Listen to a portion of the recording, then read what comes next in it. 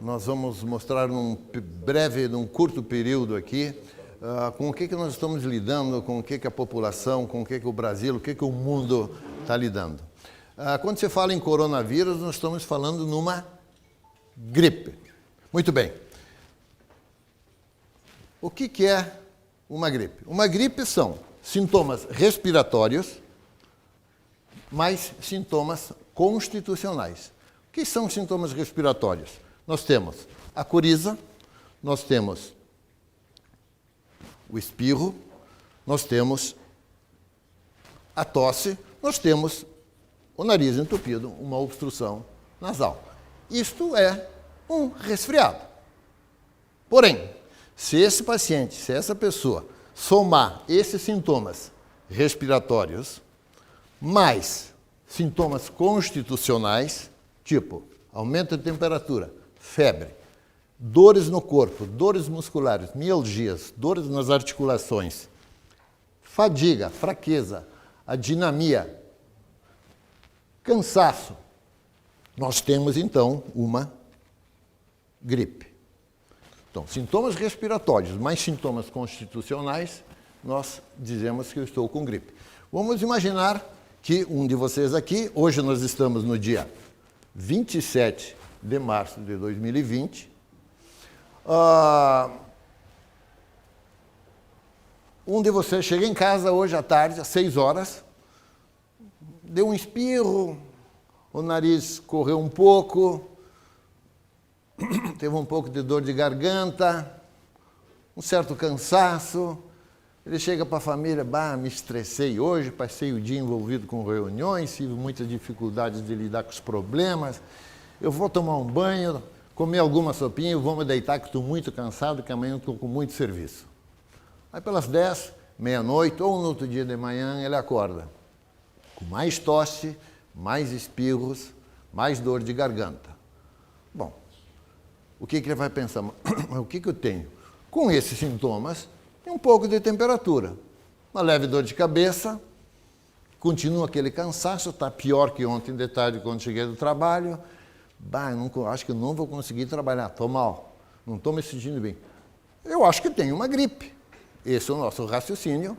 Lógico que a gente, quando tem esses sintomas. Aí, mas quanto tempo vou levar para ficar bom? Normalmente uma gripe.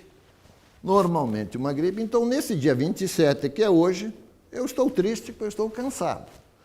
Amanhã, depois de 3 a 7 dias, 1, 2, 3, 4, 5, no outro mês, aqui já é dia 1º de abril, dia 2 de abril, eu provavelmente vou estar bom lá pelo dia 2 ou o dia 3 de abril, que é o período que uma gripe costuma levar de duração, 3 a 7 dias.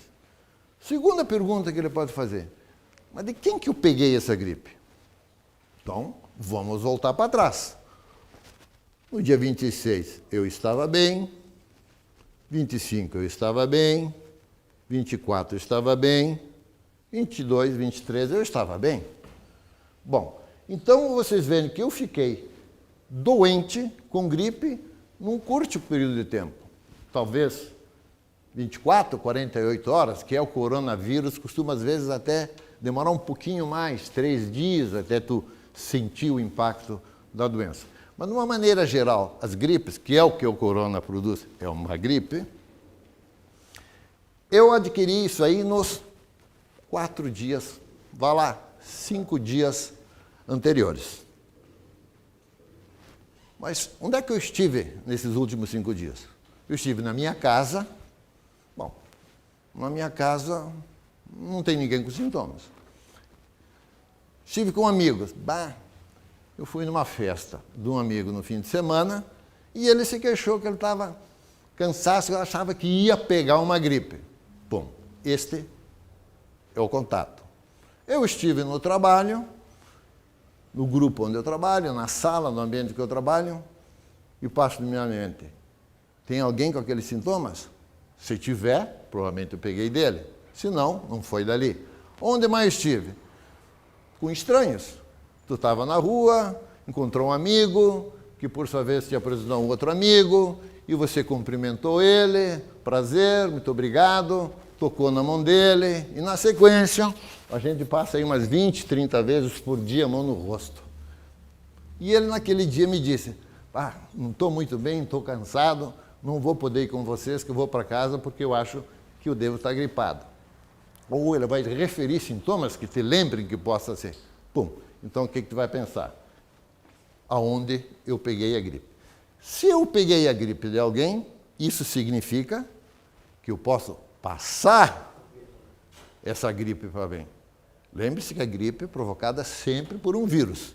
Seja ele o coronavírus, seja ele a influenza A, que todo mundo foi vacinado essa semana, ou estão sendo vacinados, pode ser um rinovírus, pode ser um vírus sincicial, todos os outros vírus que podem provocar esses mesmos sintomas. Muito bem, então eu posso passar para alguém. Com quem que eu vivo? Com a minha família. Eu trabalho, tenho meus colegas, eu participo de alguma festa, alguma atividade social, então posso transmitir, e eu posso também transmitir para um estranho. Você passou por ali, de carro, encontrou um amigo, deu carona, que ele tinha um amigo junto, que entrou no carro, e de repente também tu recebe a informação que ele não estava se sentindo bem. Então, provavelmente, ou seja, tu passou para essas pessoas que tu deu carona. Tá ok? Esse é o fenômeno de contágio e transmissão. Então, quantos dias nós temos aqui, se nós vamos contar? 1, 2, 3, 4, 5, 6, 7, 8, 9, 10, 11, 12 dias, no mínimo, nós já estamos num período de contágio. Ou recebendo o contágio, ou transmitindo o contágio. Então, botamos mais alguns dias de segurança aqui, e nós vamos explicar o porquê da quarentena de 14 dias. Às vezes, essa situação pode se espichar até 18 dias. Assim que funciona a virologia. Isso não é nós, eu, ou alguém que queira, quem escreveu. É assim. Tá ok? O que é um sintomas respiratórios? Vamos passar aqui para este quadro aqui. Vamos tentar desenhar aqui um rosto, nariz,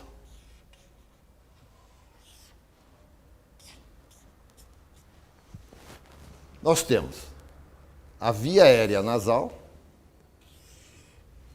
a via aérea oral,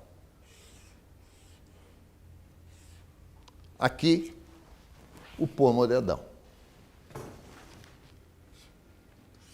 Traçamos aqui, a nível do pomo de Adão. Palpem o pomo de Adão. Aqui nós temos as vias aéreas superiores. As vias aéreas superiores dão sintomas de resfriado. O que é um resfriado? Também é um vírus que produz só sintomas de coriza, nariz entupido, espirro, uma febrícula, que dura 1 a 2 dias e se auto-resolve. Daqui para baixo, do pomo de Adão, nós temos as vias aéreas inferiores. As vias aéreas inferiores, nós temos a traqueia, nós temos um brônquio, que vai para o meu pulmão esquerdo, vocês estão me vendo de frente, vai para o meu pulmão direito, o brônquio direito. Os brônquios se dividem em brônquios menores,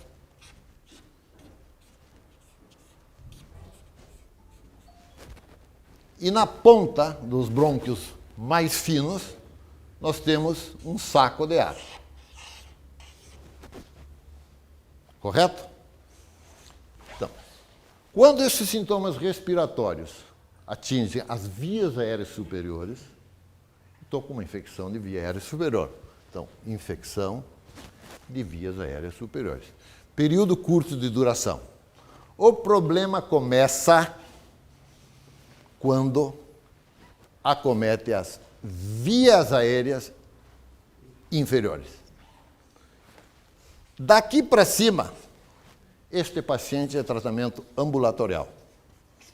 em casa. Pode coletar exames, pode receber uma terapêutica sintomática e ele vai para casa para observar a evolução. Quando as vias aéreas inferiores são comprometidas, então eu começo a ter tosse, normalmente é uma tosse seca, eu começo a ter falta de ar, a minha frequência respiratória ultrapassa 24, 30 movimentos respiratórios por minuto, a minha oximetria, que a enfermeira vai me medir, vai estar abaixo de 93, e eu posso estar me queixando de falta de ar para ela. Muito bem. Aqui que começam as preocupações. Este paciente aqui é um paciente de hospital. Então, já é comprometimento das vias aéreas inferiores. Que tipo de comprometimento das vias aéreas inferiores pode ocorrer? Se os brônquios são atingidos, e vão ser, eu vou ter uma bronquite. Tosse, e o pulmão começa a chiar. Tosse, e o pulmão começa a chiar. E a minha frequência respiratória começa a aumentar. O meu cansaço fica mais fácil. Muito bem. Os brônquios estão envolvidos, imagina isso aqui, um brônquio, um cano, eles são envolvidos por uma camada muscular circular, que abre e fecha os brônquios. Então, quando você toma, quem tem asma, e toma um broncodilatador, ele relaxa os músculos para o brônquio abrir e o ar passar com mais facilidade. O médico vai receitar um descongestionante, um xarope, uma nebulização, isso e aquilo. Quando esse brônquio ele estreita demais, eu tenho um ataque de asma. Aí aquela bronquite, começa uma asma. Aí chia o peito, é aquele gato dentro do peito, aqueles roncos sibilando, aumenta a frequência respiratória, já começa a ficar um certo grau de arroxeamento, as asas do nariz começam a bater, pela busca, pela fome de ar que ele está tendo. Então nós temos o segundo problema. E o terceiro problema, tão importante quanto, ou mais, aqui nesse saco de ar, que nós vamos chamar de alvéolos, aqui eu respiro oxigênio por aqui, ele vem aqui, o O2 tem que passar para o sangue, e o gás carbônico, que é o CO2, ele tem que passar para o alvéolo e eu boto ele para fora. Porém, quando esse processo inflamatório chegar nos alvéolos, isto aqui é inundado por secreções. Então, bloqueia a entrada de oxigênio e bloqueia a saída do O2. Então, eu começo a roxear. Eu tenho uma pneumonia. Então, nesse sentido, nós vamos tendo o agravamento desse paciente. Neste caso, nós temos, então, como é que nós vamos classificar a gravidade? Nós temos os casos leves, que é essa via respiratória alta, que pode ser por coronavírus, pode ser por vírus sincicial, pode ser por rinovírus, pode ser por outros vírus que dão lá em cima. Eu tenho os pacientes severos, via aérea comprometida, sinal de hospital. Não tem enfermaria, não é paciente de UTI. Esse paciente vai ser monitorado na enfermaria. Pressão arterial, oximetria, exames laboratoriais, raio-x de pulmão, gasometria, tomografia computadorizada, enfim, ele vai receber todo esse acompanhamento hospitalar do que ele precisa. E temos os pacientes críticos.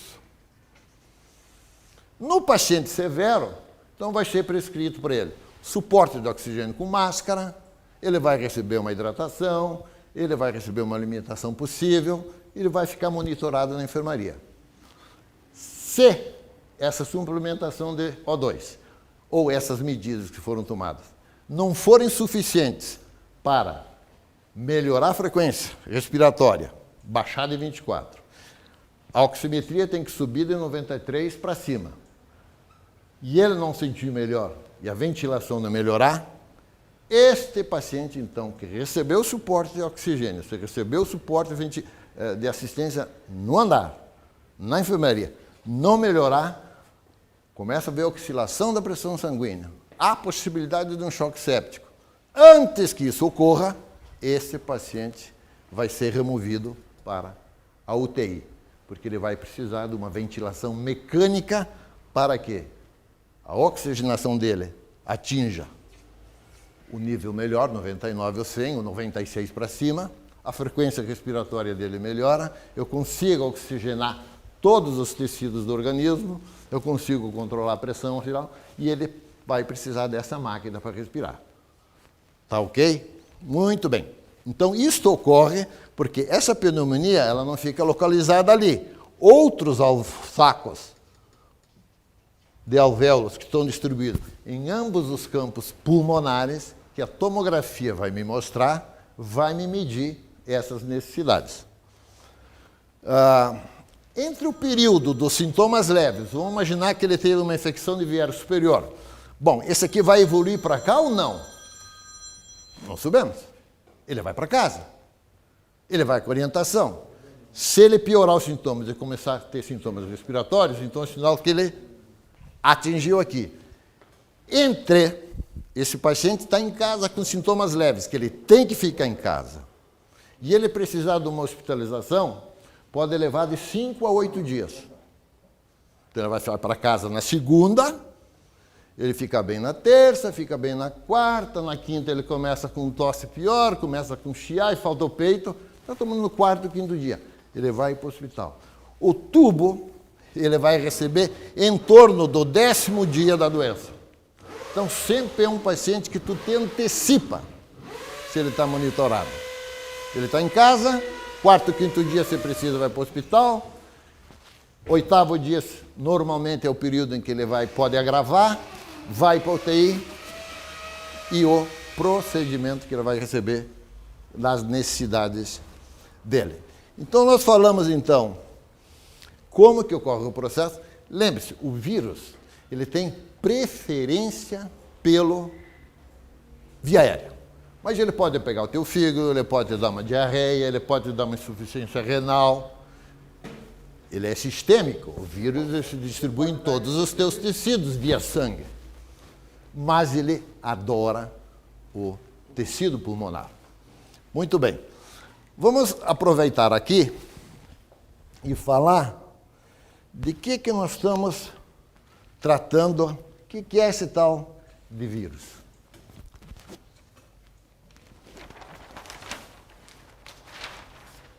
Esse vírus, no corona, ele é de alta transmissibilidade e de baixa resistência. O que é um vírus? O vírus é isso aqui. É o RNA. Que nessa situação ele não sobrevive. Ele precisa de uma capa de gordura à sua volta e precisa de outra capa de gordura à sua volta. Que é extremamente estável no seu meio ambiente, extremamente instável no seu meio, que não é o seu meio ambiente. Se o vírus ficar por aqui, em algum tempo, dependendo da superfície, esse vírus vai morrer. Ele não perdura por muito tempo, porque essa cápsula de gordura não suporta esse sol que nós temos hoje, ele não suporta viver fora do seu ambiente. Então ele precisa rapidamente acessar um organismo para ele poder... Qual é a finalidade do vírus? Qual é a finalidade do ser? Se reproduzir. O vírus nem ser vivo é, porque ele não é uma célula. Para a definição do que é um ser vivo, exige que tu tenha uma célula com a sua membrana plasmática, que ele tenha um núcleo no seu interior e que ele tenha a dupla hélice, que é o DNA. Todos nós temos isso aqui. Quem que replica as células? O nosso DNA. Ele não tem DNA, ele tem RNA. Portanto, ele não consegue se reproduzir sozinho. Ele precisa de uma célula com DNA. Então, ele tem que invadir essa célula aqui Como que ele faz isso? Ele tem umas proteínas aqui em volta, vamos simbolizar aqui a coroa dele, né? Tá? Vamos simbolizar aqui esse aqui como uma mãozinha. E vamos simbolizar isso aqui como uma tesoura. O objetivo dele, entrar nessa célula, eu preciso desse DNA aqui. Muito bem. E os vírus ou outros seres, eles têm tropismo. Seria a mesma coisa, um cavalo que olha aquele pasto verde ali na frente, ele é atraído. Então, nós somos atraídos. Isso se chama tropismo. Você vai em busca de. Isso é uma coisa automática. Uma lesma, quando está caminhando no chão e está indo para algum lugar, ela está sendo chupada, chamada por um tropismo. Ela sabe onde ela vai. Ela não tem consciência de onde ela vai. Mas o organismo dela sabe o que ela precisa. Ela está em busca de alguma coisa. Ou de um companheiro, ou de um alimento, ou de uma proteção. A temperatura não está boa, automaticamente essa lesma vai se esconder embaixo de algum lugar. Correto? O vírus tem essa característica de tropismo. Pum, eu quero aquilo. Então, a célula na sua volta, ela tem uns receptores, uns lugares de encaixe, de acoplamento. Vamos simbolizar aqui com um fiozinho aqui para vocês melhor entenderem, tá ok? Isto também é uma proteína e algum conteúdo ácido. Essa mãozinha aqui, como tem tropismo, ela vai lá e agarra isso. Agarrando, se acoplando à célula, ele entra na célula. Entrando na célula, ela perde a camada de gordura e o RNA fica solto ali dentro. O RNA, que é mais inteligente que nós, porque ele é anterior à nossa existência na Terra, muitos milhões de anos antes os vírus vivem aqui, esses vírus codificam o DNA, enganando ele. Me replica, e manda a ordem, e o DNA é enganado e fica replicando. Milhares de RNA. Entrou do um, e agora isso aqui está cheio de RNA. Feito o serviço, essa célula morre, e vai morrer, e ele tem que sair. Para sair, ele tem que desacoplar. O que vem? Essa aqui nós chamamos de uma proteína H, tem um nome, e essa aqui é uma proteína N, tem um nome também. Uns chamam de S, no coronavírus, no caso, é S, ou S1, também denominada. Quando o RNA está aqui para sair, vem essa outra aqui, proteína, em forma de tesoura, aqui representada, e corta. O vírus recupera a cápsula de gordura e vai em busca de outras células. Então, aqui ele fez, digamos, entrou um, fez 1000, esse vai fazer mais 1000, e esses 1000 e 1000 e 1000. Então, a velocidade de progressão viral é espantosa. Milhões, zilhões de RNA são formados e jogados dentro do nosso organismo. Aí começa outra esperteza do vírus. Em primeiro lugar, ela vai a tua mucosa nasal. Tu tem aquilo vai irritar o nariz e tu vai ter um espirro. Aquilo vai ser uma névoa de aerosol. Aí tu está passando pelo lado e aquilo vai te dar uma dor de garganta, logo depois, no outro dia, tu vai começar a tossir. Uau! Nova, outra névoa. São armas, são artifícios. Nós temos uma corrida armamentista, é nós contra os vírus, nós contra os micro-organismos, seja bactéria ou vírus. Essa guerra sempre existiu e vai continuar. E provavelmente o vencedor vão ser eles. É igual dois países. Estados Unidos inventa uma bomba, a Rússia inventa uma defesa. A Rússia inventa um canhão, os Estados Unidos inventa uma barreira. Então, no fim, nós estamos sempre no mesmo lugar, se tu comparar isso. Sempre com a capacidade da auditoria. O primeiro que falhar em obter uma defesa, quando inventaram a lança, o outro inventou o escudo. Quando inventaram o revólver, outro inventou fuzil, outro inventou fuzil, outro inventou metralhadora, outro canhão, outra bomba atômica, e aí nós vamos embora. Então, provavelmente no futuro, a guerra entre as nações deve ser mais biológica e tecnológica do que ir lá, bum, soltar uma bomba em cima da gente. Muito bem. Então, feito isso, vai haver, então, a disseminação. O vírus não tem interesse em te matar, porque nós somos a fonte de alimento. Nós só morremos porque nós somos velhos ou tem uma comorbidade. Ele prefere os jovens, porque o jovem vai continuar vivo e ser um produtor dele mesmo. Então, quem transmite mais é o jovem. Fatores de risco e o idoso é que acabam morrendo porque eles têm uma reserva funcional menor do que o jovem, é natural que isso ocorra.